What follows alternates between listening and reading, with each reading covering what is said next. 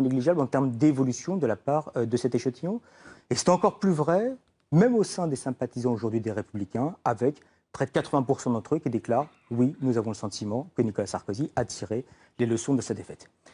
Lorsqu'on se prolonge vers l'avenir, deux questions qui se posent. Première question, est-ce qu'il est capable, Nicolas Sarkozy, de réformer le pays dans le bon sens ? 31% disaient oui au début de cette émission, ça progresse à 40% cette fois-ci. Et est-ce qu'il comprend bien les préoccupations des Français ? C'est vrai que c'est un enjeu absolument certain dans la société française, où on a le sentiment que les responsables politiques sont coupés des préoccupations, qu'ils parlent sans forcément connaître aujourd'hui ce que rencontrent véritablement comme difficulté les Français dans le cadre de leur quotidien. Et là, c'est la plus nette évolution. Il y a peut-être un effet d'ailleurs de l'échange que vous avez pu avoir avec les Français qui sont derrière moi. 29% des Français seulement déclaraient que nous avions interrogé au début de cette émission. Oui, nous pensons que Nicolas Sarkozy comprend bien les préoccupations des Français. 45%, près d'un sur deux, à la fin de cette émission, déclarent c'est vrai, et c'est encore plus vrai de la part des sympathisants des Républicains. D'autres questions par la suite, qui sont des questions peut-être un peu plus politiques. Allez-y, Jean Où Daniel. nous demandons déjà, est-ce qu'on conclusion. souhaite que Nicolas Sarkozy soit candidat à l'élection présidentielle ? Au début de cette émission, un quart de la population déclarait « Oui, nous souhaitons que Nicolas Sarkozy soit candidat à l'élection présidentielle ».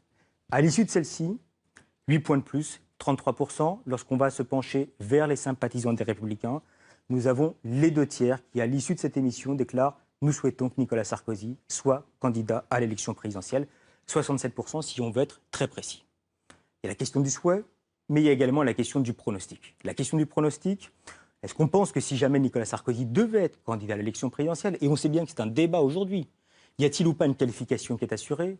50% le pensaient au début de l'émission, 54% à l'issue de celle-ci. Et est-ce qu'on pense qu'il gagnera l'élection présidentielle, que vous gagneriez cette élection présidentielle ?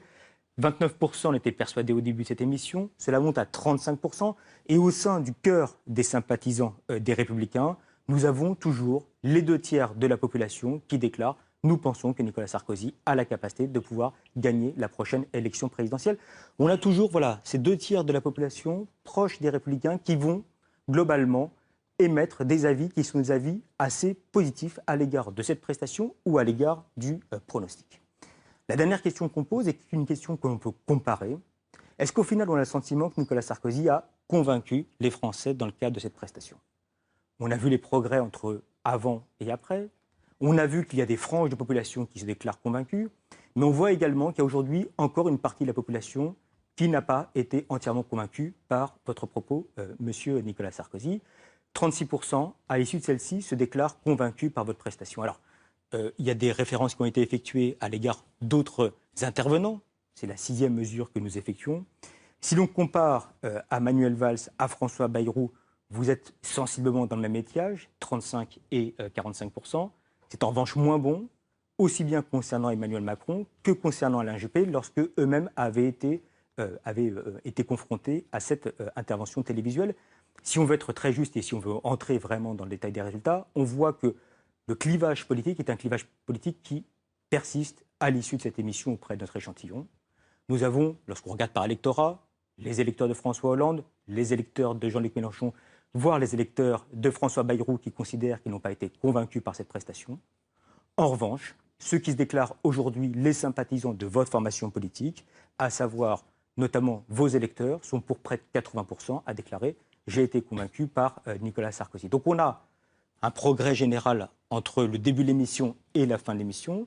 Et on a un clivage qui existe toujours, même si au sein de votre formation politique de référence, un soutien qui est un soutien aujourd'hui que l'on voit de manière assez nette. Merci Jean Daniel. En quelques mots, votre réaction, votre sentiment, et ce sera votre conclusion. Non, mais d'abord, je garderai de jouter avec des spécialistes de l'opinion comme ceux qui sont devant moi. J'ai dit en commençant l'émission que je ne ferai pas de commentaires. Je respecte ce qu'ils ont dit. Ça m'intéresse beaucoup, mais je n'ai pas donné mon sentiment, ça serait un peu ridicule.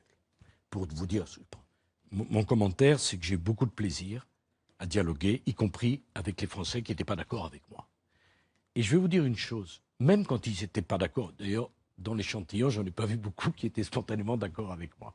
Puisque soit je les avais déçus, soit je ne les avais pas déçus parce qu'ils étaient mes opposants.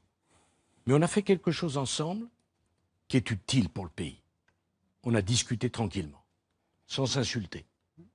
Je vous respecte, vous m'avez respecté, je vous en remercie, ne serait-ce qu'en venant. Et en acceptant de passer 2h30, j'imagine que ça peut être bien long parfois. Et au fond, c'est ça dont la France a besoin. Qu'on puisse débattre, même quand on n'est pas d'accord. Qu'on puisse discuter. Et qu'on puisse se reconnaître un point commun, c'est l'amour du pays. Parce que le pays, c'est nous qui allons le redresser. Pas nous, les politiques d'un côté, et vous, les Français de l'autre. C'est nous qui allons le redresser. Ensemble. Parce qu'on vit dans un pays qui ne ressemble à aucun autre. Parce que la France a une grande histoire. Et parce que nous avons reçu de nos parents et de nos grands-parents un héritage. Et c'est notre responsabilité. Y compris William, qui envisage de voter pour le Front National. On en reparlera en 2017, William. Je vous convaincrai. Parce que moi, je ne renonce pas à convaincre des gens qui vont au Front National parce qu'ils ont été déçus. De tout le monde, y compris de moi. Je vais aller vous chercher. Ceux qui s'engagent, je comprends. Il y a eu des luttes sociales dans notre pays. Monsieur a parlé, je ne me souviens plus de son prénom, excusez-moi, de la Révolution. Mais il n'en reste pas moins que maintenant, c'est une autre révolution. Celle d'une compétition mondiale féroce. La France ne doit pas disparaître. La France doit continuer à porter un message universel. Alors j'ai peut-être paru fatigué, mais si vous saviez comme je suis passionné de la France, ça, c'est pas pour rire que je suis venu. C'est pour défendre cette idée-là. Merci Nicolas Sarkozy d'avoir été notre invité ce soir. Merci. C'est terminé. Merci à vous deux également. Merci à Gilles Bornstein et merci Véronique au Saint-Olive. ministre socialiste de ne pas être venu alors finalement. On est resté entre nous, monsieur Pujadas. Chacun se fera son idée.